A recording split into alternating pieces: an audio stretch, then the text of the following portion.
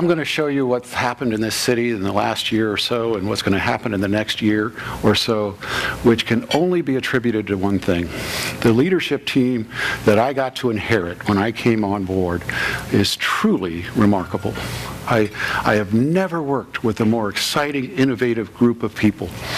We have a major problem in the city of Lancaster, and that's the people who work for free.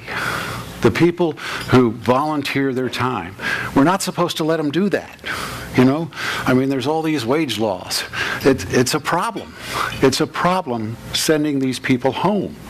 That's how excited they are to work. That's the kind of leadership they have in this city that makes people want to come to work. They look forward to getting up in the morning, is what I'm told. Is that right, Anita? I mean, I'm putting you on the spot, but have you ever seen a more exciting environment? When my wife yells at me and I get depressed, I go to the city hall because it is uplifting there.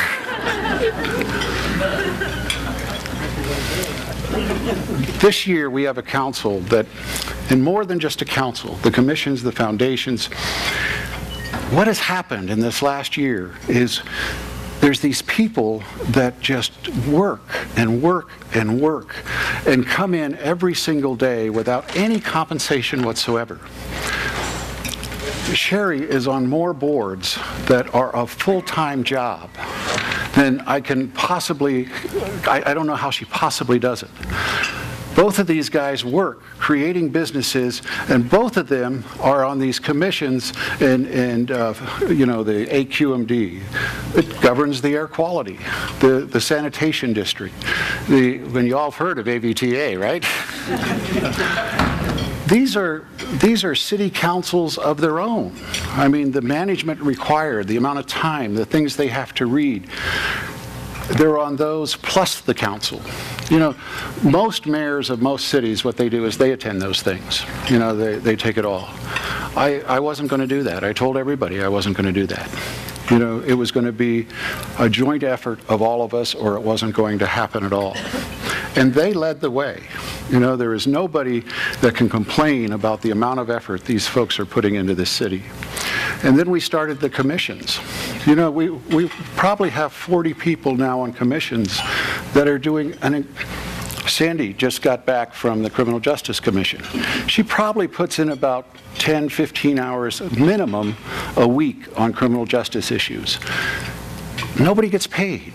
It's all volunteered. And there's people now lining up to want to do it. And why? Because we're accomplishing things. We're changing the way cities are run. And we're doing it. No longer do we have a city that does things to you or for you. This is our city, and we all collectively make it happen or not happen. And because of that, because of the response, look what's occurred. Oh, before I get there, I know what the operating reserve is. You know, we got 10% stuck away for operating. For 2 days, Mark has been trying to tell me what a stability reserve is, and I haven't figured it out yet, but what he says is, just tell him we got a lot of money if something goes bad still. So that's what that is. When other cities are collapsing, we're growing. You know, that Chevy dealership there, that is truly remarkable. Nobody really gets the total significance of that, because all of the projections is that Chevrolet is just going to skyrocket in the next couple years. That the business model and the cars they're producing, that is going to add to our sales tax in an unimaginable way. It's a major, major success. But mostly it's a major success because it now makes that mall a regional mall. And we're going to see it grow. It just the way things, you know how that works. You know, if you get the Target and the Nordstroms, the rest come, right? And that's the same thing with auto malls. So we're going to see an increase in the sales tax revenue when other places are not experiencing that.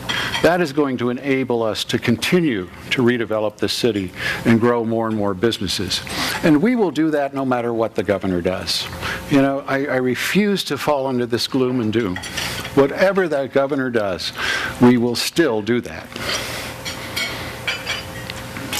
Because we're recognizing something most cities our size haven't recognized. We're on a global stage now. We need to get global businesses in. We need to be selling globally.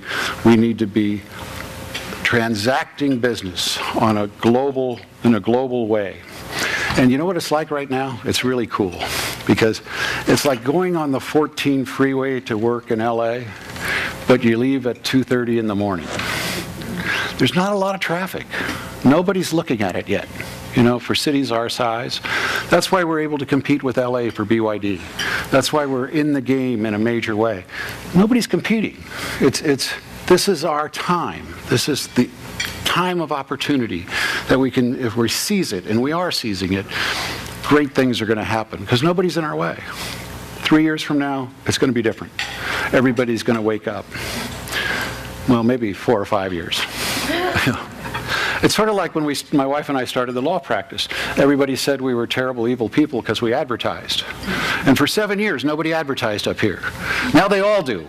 I don't know if they all went evil or if we just weren't evil anymore. But it was too late.